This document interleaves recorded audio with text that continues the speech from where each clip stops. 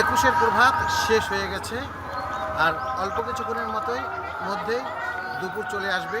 তবুও ভাষা শহীদদের শ্রদ্ধা জানানোর জন্য মানুষের ঢল যেন থামছেই না। আমি এখন দাঁড়িয়ে আছি কেন্দ্রীয় শহীদ মিনারের সামনে।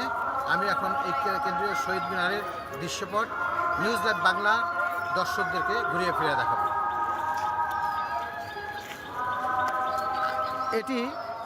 এখানেই সালাম, বরকত, রফিক, জব্বার সেই রাষ্ট্রভাষা বাংলার দাবিতে এখানেই তারা বিক্ষোভে ফেটে পড়েছিল সেই 1952 সালের 21শে ফেব্রুয়ারি। আর এখানে নির্মাণ হয়েছে কেন্দ্রীয় শহীদ মিনার।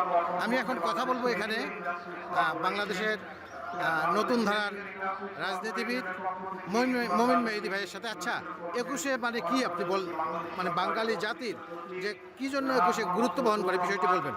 এখন 52 ভাষা আন্দোলনের মূল সূতিকাগার হচ্ছে এই 21 বা 8ই ফাল্গুন। এই মূল সূতিকাগারের দিনটিকে কেন্দ্র করে আমরা শ্রদ্ধা জানাই ভাষা শহীদ সালাম, বরকত, রফিক, শফিউরের প্রতি। সেই সাথে যারা ভাষা আন্দোলনে যুক্ত ছিলেন, আমাদের ভাষা মতিন সহ, গাজী ভাই সহ সবার প্রতি শ্রদ্ধা জানাতে মূলত আমরা এখানে এই শহীদ মিনারে শ্রদ্ধা জানাতে আসি। সেই সাথে আমরা মনে করি এই 21শে ফেব্রুয়ারিকে কেন্দ্র করে বাংলা ভাষা শুদ্ধ উচ্চারণ, বাংলা ভাষা সংরক্ষণ এই বিষয়কে রাষ্ট্রীয় যে কাঠামোগত জায়গা সেটিকে নেবার জন্য এই 21শে ফেব্রুয়ারি আয়োজন হয়ে থাকে। আমরা এই আয়োজনে নতুন প্রজন্মের প্রতি অনুরোধ জানাবো, আসুন আমরা ইনকলাব জিন্দাবাদ, বাংলাদেশ জিন্দাবাদ এই স্লোগান নয়, আমরা বাংলায় উচ্চারণ করি। আমি লালবাগে থাকি।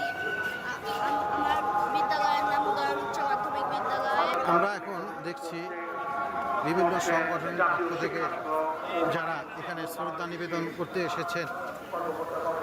21 তো আমাদের গর্ব, 21 আমাদের অহংকার, 21 আমার রক্তের সাথে মিশে আছে। যেমন 21 ছাড়া আসলে কোনো কিছু কল্পনাই করা যায় না। 21 আমাদের মায়ের বলি, 21 আমাদের বেঁচে থাকার অস্তিত্ব। অতএব 21 নিয়ে বলার মতো নতুন করে আমার টাইগার বিষয়ের কিছু নেই। এটি জাতীয় কবিতা পরিষদের শ্রদ্ধা নিবেদন করতে যারা এসেছে তাদের সাথে আমি কথা বললাম, এবং আমরা এই মূল বেদি যেখানে শ্রদ্ধা নিবেদন করছে সেটা দেখাচ্ছি। আমরা যদি দেখি এখানে, হ্যাঁ মোস্তফা কামাল ভাই, 21-এর উপরে কিছু বলুন ভাই। খুব দুঃখ, হ্যাঁ সবাই অংশগ্রহণ করতে পারলো না। হ্যাঁ, আরও প্রায় 40% লোক যদি অংশগ্রহণ করতো এটা আরও প্রাণবন্ত হইতো। আরেকটা জিনিস, বেদিতে আগের মতো সেই সম্মান নিয়ে বেদি থেকে উঠে না, সবাই স্যান্ডেল পায়ে বেদিতে উঠছে। এটা খুবই দুঃখজনক এবং আমাদের বাঙালি কালচারে এটা যায় না। আচ্ছা ধন্যবাদ আপনাকে। আমরা এখন দেখলাম আমরা সেই বেদি এখানে যেখানে শ্রদ্ধা নিবেদন করা হয়, আমরা দেখছি ফুলে ফুলে ছেয়ে গেছে সেই কেন্দ্রীয় শহীদ দাঁড়িয়ে আছে, এবং এখানটায় পর্যায়ক্রমে এখানে চলে আসে। কালকে রাতে 12টা 1 মিনিটে বাংলাদেশের প্রধানমন্ত্রী তারেক রহমানের নেতৃত্বে শ্রদ্ধা নিবেদনের মধ্য দিয়ে শুরু হয়, এবং রাষ্ট্রপতি ডক্টর শাহাবুদ্দিন চুপ্পু সহ বিভিন্ন শ্রেণী পেশার মানুষ, বিভিন্ন সরকারি প্রতিষ্ঠান এখানে শ্রদ্ধা নিবেদন জানাতে এসেছে, এবং তারপর থেকেই চলছে। এখন বেলা 10টা বাজে। আপা, 21শে মানে মাথা নত নয়, 21-এর উপরে কিছু বলুন। 21 মানে প্রথমেই আপনি বলে দিয়েছেন যে 21 মানেই মাথা মতো নয়। আমি জাতীয় কবিতা পরিষদ থেকে এসেছি। আসলে ইতিহাস ঐতিহ্য যদি বলি, শুরুটাই তো আমাদের মাতৃভাষা। কোনো সংস্কৃতি ভাষার জন্য যারা করেছেন তাদের প্রতি শ্রদ্ধাঞ্জলি জানানোর জন্য। আচ্ছা ধন্যবাদ আপনাকে।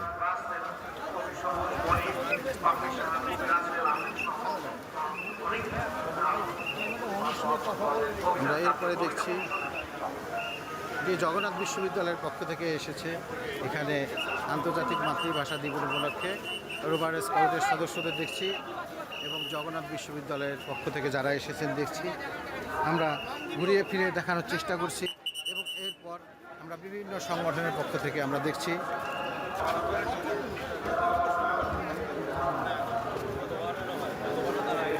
হ্যাঁ, আমরা এতক্ষণ ঘুরিয়ে ফিরে আমরা বাংলাদেশের কেন্দ্রীয় শহীদ মিনারে দাঁড়িয়ে আছি। এখানে যেসব সংগঠনের পক্ষ থেকে শ্রদ্ধা নিবেদন করতে এসেছেন তাদেরকে আমরা সে দেখাচ্ছি, এবং আপনারা সাথেই থাকুন। নিউজ লাইভ বাংলা সবসময় মানুষের কথা বলে, নিউজ লাইভ বাংলা সবসময় বাংলা ভাষার কথা বলে।